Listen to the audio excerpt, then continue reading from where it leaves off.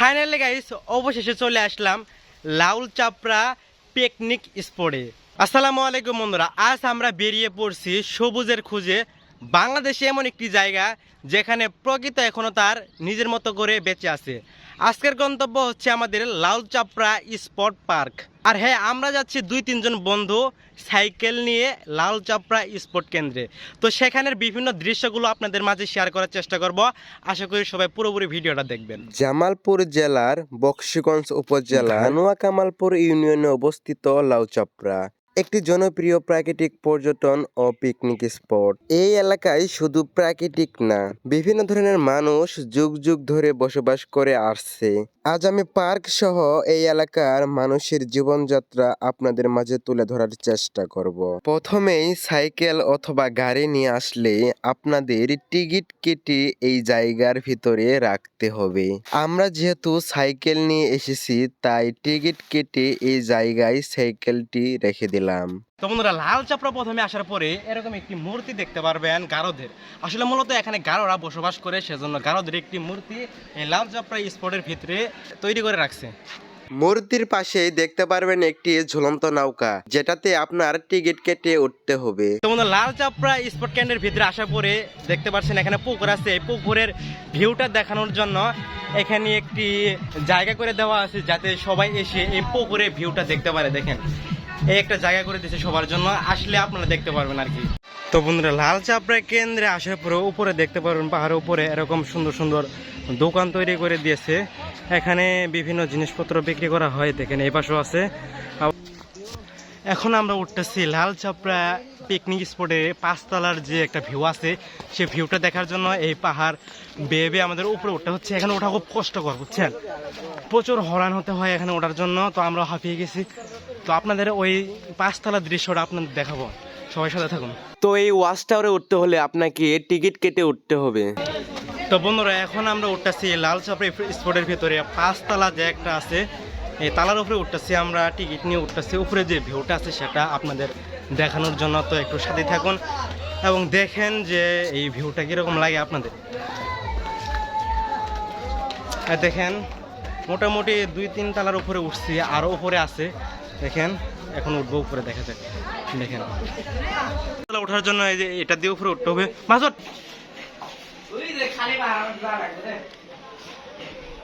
তো ফাইনালি চলে আসলাম ওয়াচ টাওয়ারের উপরে।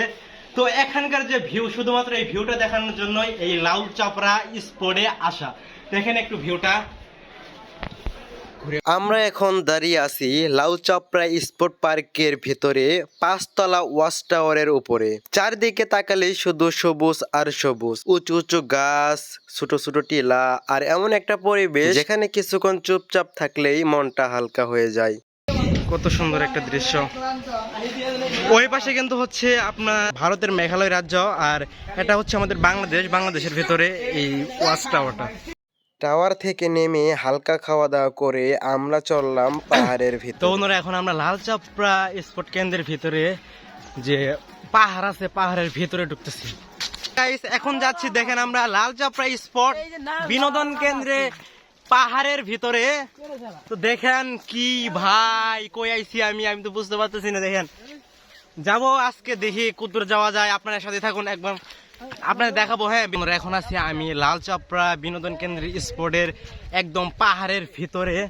তো দেখেন, আপনাদের একটু দেখানোর চেষ্টা করি। এই যে এই পাশে দেখেন, দেখেন কই আছি, জাস্ট একটু ওয়েট করেন, আপনাদের দেখাই। এই দেখেন কত নিচু এখানে, দেখেন একটু। আর এই পাশে আছে দেখেন এই নিচু পাহাড়ে, এই পাহাড়ের ভিতরে এখানে কয়েকটা মনে করেন যে আছে, কলা গাছ আছে। এই কলাকে ধরছে, আর এদের উপরে দেখেন এগুলা কি দেখা যাচ্ছে। তো বন্ধুরা, দেখেন আশেপাশে কোনো দোকান কোনো কিচ্ছু নাই, একদম পাহাড়ের ভিতরে।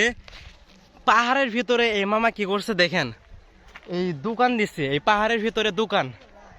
কি মনে করলেন, দেখছেন আশেপাশে কোনো কিচ্ছু নাই, জাস্ট পাহাড় আর পাহাড়। আর মেন কথা হচ্ছে এটা হচ্ছে সবচেয়ে উঁচু টিলা বলা হয় আর কি। এই উঁচু টিলায় মামা এখানে বসে আছে। এখানে সবাই আসে আর কি এই উঁচুটা দেখার জন্য, আশেপাশে এই দৃশ্যগুলো দেখার জন্য এখানে আসে। এই মামার অন্য বিভিন্ন খাওয়া দাওয়া খায়। দেখছেন এই মামা বসে আছে এই দোকান নিয়ে আর কি, ওই পাহাড়ের ভিতরে। দেখেন মামারে জিজ্ঞাসা করলাম এখানে কি কি বিক্রি করা হচ্ছে। এই যে সামনে ধীরে দেখতেছেন এডি। ও আসলে কথা হচ্ছে এখানে যে আশেপাশে কোনো ঘর বাড়ি নাই, আপনি এখানে কয়টা পর্যন্ত থাকেন আর কি, দোকানে বিক্রি টিক্রি করেন? 3টে পর্যন্ত। 3টে পর্যন্ত? ও আচ্ছা, এখানে কি বিক্রি হয়, আসে মানুষ? আসে টুকটাক আসে লোকজন। ও আচ্ছা।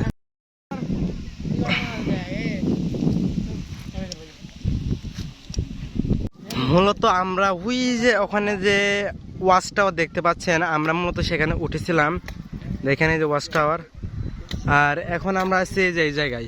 তো এখন আমাদের গন্তব্য হচ্ছে লাউ চাপড়া পাহাড়ের ভিতরে রাবার বাগান দেখা। তো বন্ধুরা এখন আমি আছি লাল চাপড়া স্পোর্ট কেন্দ্রের ভিতরে, একটা বাগানের ভিতরে। বাগান বলতে একটা জঙ্গল, এখানে অনেক গাছগাছালি দেখতে পাচ্ছেন, যেহেতু এটাকে বাগানই বলে। এখানে যে গাছ দেখতে পাচ্ছেন এগুলো মূলত সাধারণ গাছ না, এই গাছ থেকে বিভিন্ন রবার তৈরি হয়। আমরা রবার ইউজ করি না, এই গাছের রস থেকে রবারগুলো তৈরি হয়। এখন মূলত গাছে একটা পাতাও নেই, কারণ এই টাইমে সব পাতাগুলো পড়ে গেছে, আর কিছুদিন পরে হয়তো এই গাছের পাতাগুলো আবার গজাবে। ভাই আমরা এখানে পানি পাইছি, এটা ভাগ্যের বিষয়। এই পাহাড়ের আশেপাশে কোনো পানি নাই, বাট এখানে দেখেন একজন মেশিন তৈরি করছে, এখানে পানি করা হচ্ছে, আর আমরা এখানে পানি খেলাম, বুঝছেন। আশেপাশে দেখেন কোনো পানি খাওয়ার মতো কোনো জায়গা নাই। দেখেন এখানে একটা মেশিন আছে, আর দেখেন কোনো নাই। পরে এখান থেকে আমরা পানি খেলাম এবং হাত মুখ ফ্রেশ হলাম একটু। এখন আবার আমাদের গন্তব্য শুরু করবো ইনশাল্লাহ। তো বন্ধুরা দেখেন এখানে একটা দোকানে আসছি, একটু পোলাবান বলে পান খাবে, কিন্তু এই বিশেষত দেখেন দোকানের পাশে এখানে যে পানি দেখতে পাচ্ছেন এটি অটোমেটিক পানি পড়তেছে, বুঝছেন।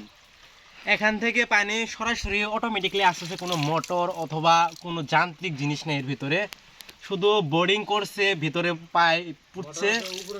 হেল লেগে মনে করেন যে সারা বছর এখান থেকে ফ্রি পানি আসতেছে। খালার কাছ থেকে শুনলাম এটা বড়ায় আপনার 450 ফিট এই ভিতরে নল পুচ্ছে, সেজন্য সারা জীবন ফ্রি পানি পড়তেছে আর কি। তো বন্ধুরা লাউ চাপড়া অনেক জায়গায় ঘোরার পরে আমরা বেরিয়ে পড়লাম মাটির ঘর দেখার উদ্দেশ্যে। তো বন্ধুরা লাল চাপড়া আইসি, লাল চাপড়া আসার পরে আপনাদের তো অনেক জিনিস দেখালাম। দেখেন এখানে একটা মাটির ঘর আছে, বুঝছেন। মাটির ঘরের আগে কখনো দেখিনি, নাম শুনেছি, বাট আজকে প্রথম দেখলাম। দেখেন কত সুন্দর একটা মাটির ঘর। এগুলা পরে এই যে দেওয়ালটা দেখতে পাচ্ছেন এটা সম্পূর্ণ মাটি দিয়ে তৈরি, এর উপরে আবার টিন সেট দিছে।